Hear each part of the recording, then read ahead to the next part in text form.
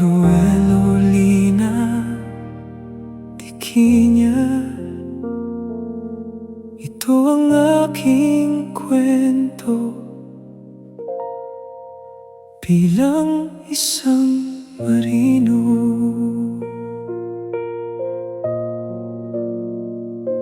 Maagang umaalis, dala ang pangarap. Sa malawak na dagat ako'y humaharap. Bitbit ang larawan ng aking pamilya. Sila ang lakas ko sa bawat umaga. Mahirap mang lumayo sa minamahal. Tinitiis ko ang lungkot na walang katumbas. Bawat alon ay aking nilalakbay para sa kinabukasang sabay naming iaalay. Kapag sumisikat ang araw sa karagatan,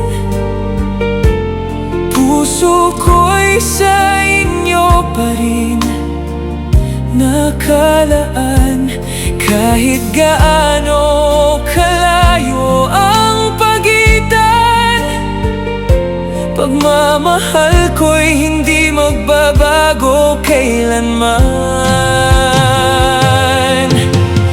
Barko ang pangalawang bahay ko.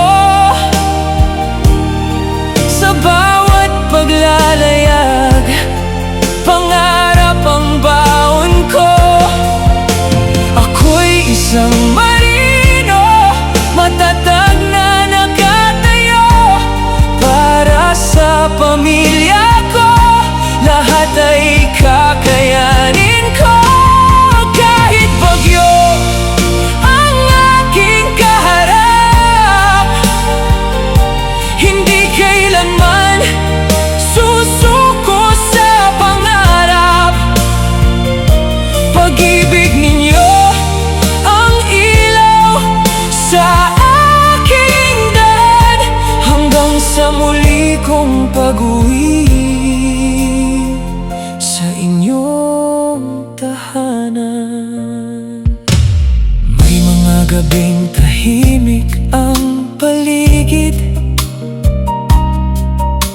mga bituin lang ang aking kapiling. Ngunit sa bawat tibok ng aking puso, mga ngiti ninyo ang lagi kong natatanaw. Hindi madali ang buhay sa laot. May unos at alon na dapat malampasan. Ngunit sa bawat pagsubok na dumarating, lalong tumitibay ang aking damdamin. Panginoon, salamat sa iyong paggabay sa bawat paglalayag na aking tinatahak. Ikaw ang tanglaw sa gitna ng dilim. Ikaw ang lakas sa bawat panalangin. At sa araw ng aking pagbabalik, yayakapin ko ang mga mahal kong sabik. Lahat ng sakripisyo ay magkakaroon ng saysay kapag muli tayong magkakasabay.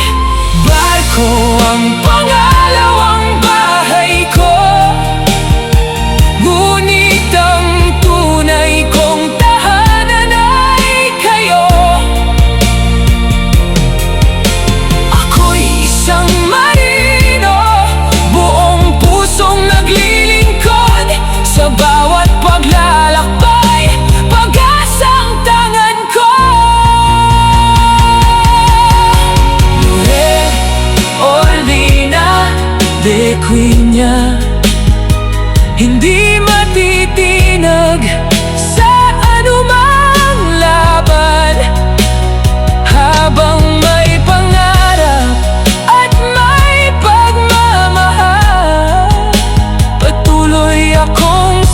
sagwan hanggang sa tagumpay.